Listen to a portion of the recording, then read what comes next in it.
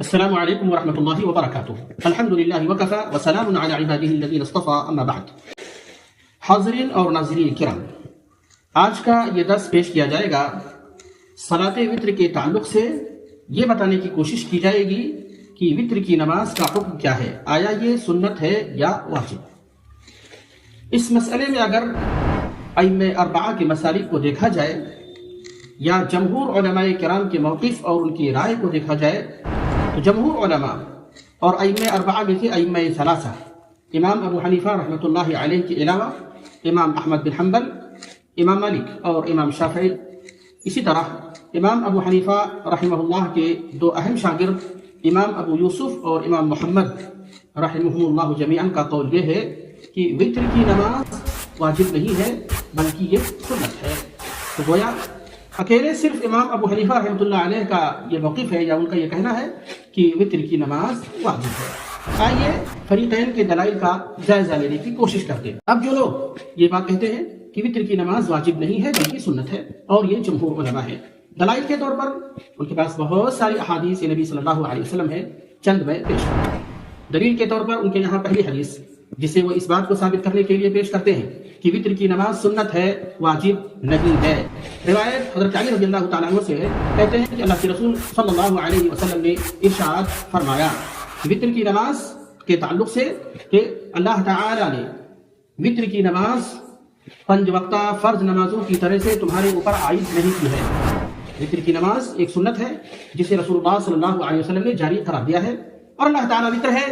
طاق ہے اور وتر کو پسند فرماتا ہے، لہذا اے اہل قرآن، اے قرآن والو، وتر کو پڑھا کرو۔ یہ روایت سنن ابی داؤد کی ہے۔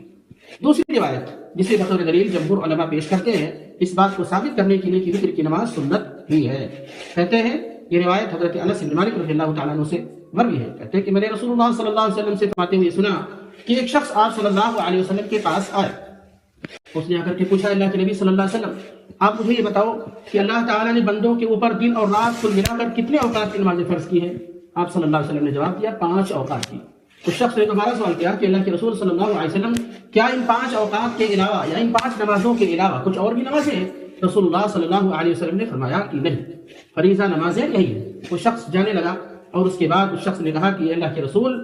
آپ نے جتنا بتلایا ہے کہ 5 اوقات کی نمازیں فرض ہیں، اب میں نہ اس سے کم کروں گا نہ زیادہ کروں گا۔ تو یہ 2 روایتیں ایسی ہیں جن میں آپ نے ابھی سنا پہلی روایت کے اندر کہ رسول اللہ صلی اللہ علیہ وسلم نے فرمایا کہ وتر ایک سنت کی نماز ہے جس کو خود آپ صلی اللہ علیہ وسلم نے سنت کے طور پر جاری فرمایا اپنی امت کے اندر، اور اس دوسری روایت میں بھی اسی بات کو ثابت کیا گیا کہ 5 اوقات کی نمازیں ہی فرض ہیں، بقیہ جو نمازیں ہیں وہ فرض نہیں ہیں بلکہ سنت ہیں۔ اب رہے وہ لوگ اور اس میں امام حنیفہ رحمۃ اللہ علیہ اکیلے ہیں تو کہتے ہیں کہ وتر کی نماز واجب ہے، آخر ان کے پاس بھی کوئی نہ کوئی دلیل ہوگی۔ تو دلائل کے طور پر امام حنیفہ رحمۃ اللہ علیہ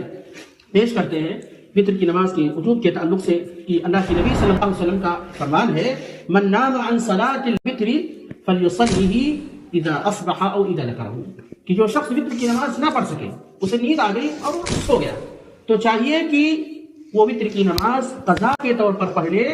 جب وہ صبح کرے، یا جب اسے یاد آ جائے تو یاد آتے ہی فوراً وتر کی نماز بطور قضا پڑھ لے۔ یہ روایت ہے، اور بھی ان کے علاوہ روایتیں ہیں۔ یہ بھی ایک روایت ہے جسے امام ابو حنیفہ رحمہ اللہ علیہ یا ایسے وہ تمام لوگ جو اس بات کے قائل ہیں کہ وتر کی نماز واجب ہے پیش کرتے ہیں، اور ان کے یہاں استنباط یا استدلال اس طرح سے ہے کہ آپ صلی اللہ علیہ وسلم نے فرمایا کہ وتر کی نماز قضا کرنی ہے،